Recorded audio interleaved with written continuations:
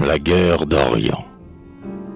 Des bords du Dniepr aux mers de l'Amérique, des rivages du Don aux flots de la Baltique, mon aigle à double tête étend son vol vainqueur.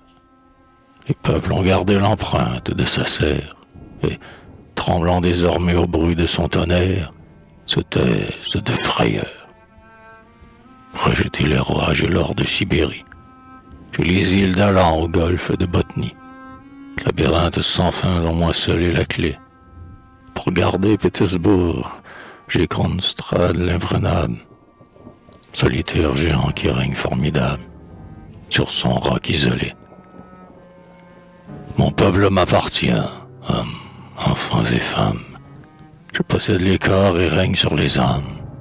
Je dispense à mon gré la joie et la douleur, et le russe, du ciel redoutant la vengeance, obéissant tremblant à ma double puissance de pape et d'empereur.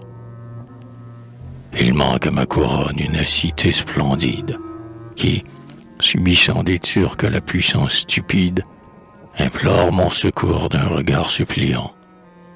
Ville de souvenirs, qui sut ravir à Rome le trône des Césars, que l'univers nomme reine de l'Orient. Je veux, par un exploit digne de Catherine, des fils de Mahomet achevant la ruine, renverser le croissant pour arborer la croix.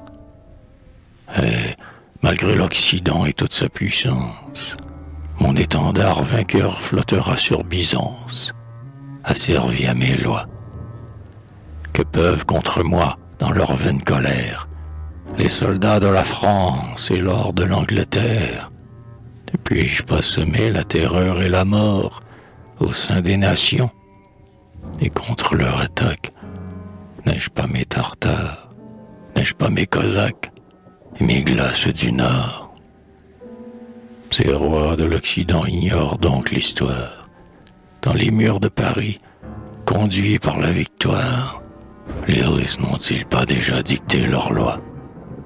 Ce qu'ils ont fait 2 fois, ils le feront encore, aux marais du Danube, aux rives de Bosphore, vainqueurs comme autrefois. À moi, soldats du Don, venez, je vous convie, au sauvage plaisir d'une sanglante orgie. Vos pieds savent fouler les peuples expirants, et semer leur passage et de mort et de flammes. Je vous livre Stamboul, ses harems et ses femmes, et l'or des musulmans. À l'insolent défi que Nicolas prononce, la France et l'Angleterre ont donné la réponse. Entendez-vous au nord le tonnerre grondant? Ces Beaumarson qui tombent au bruit de la mitraille, cet invincible fort que 6 jours de bataille ont réduit au néant. Quel est ce non-vainqueur venu de la Crimée, qu'apporte d'Orient la brise parfumée? C'est le grand nom d'Alma.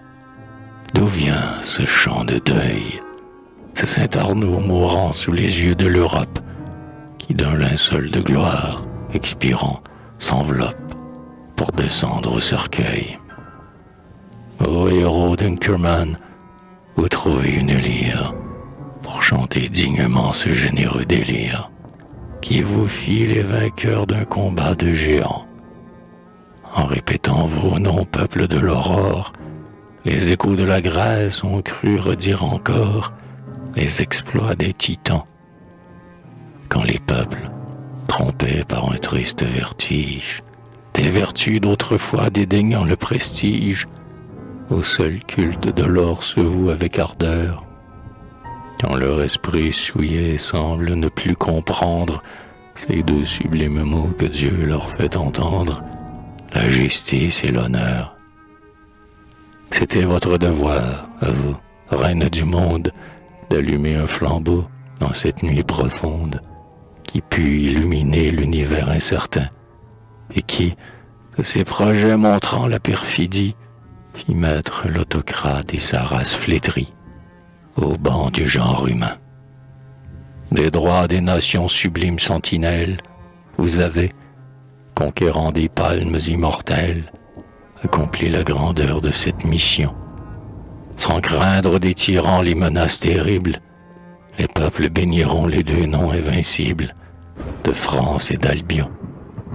Fiers des grands souvenirs de leur vaillante épée, quand les Français disaient cette immense épopée, que l'on nomme Austerlitz, Lodi, Wagram et Lo, jalouse de leur gloire, objet de son envie, des rives d'Albion une voix ennemie répondait Waterloo. Mais ces temps sont passés.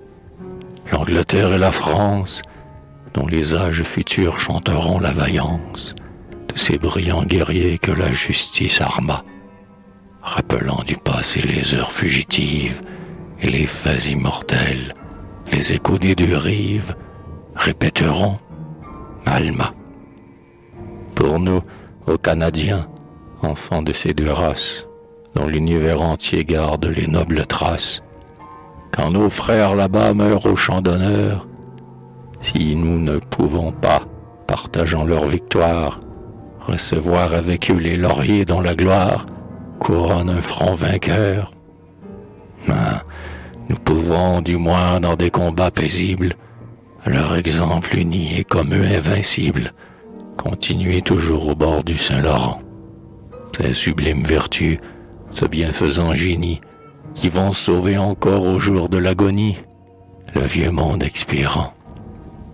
Et si jamais un jour la République austère, qui donne à l'autocrate un appui mercenaire, nous voulait immoler à son ambition, des jours de Châteauguay ressuscitant la gloire, sachons porter secours et donner la victoire au drapeau d'Albion.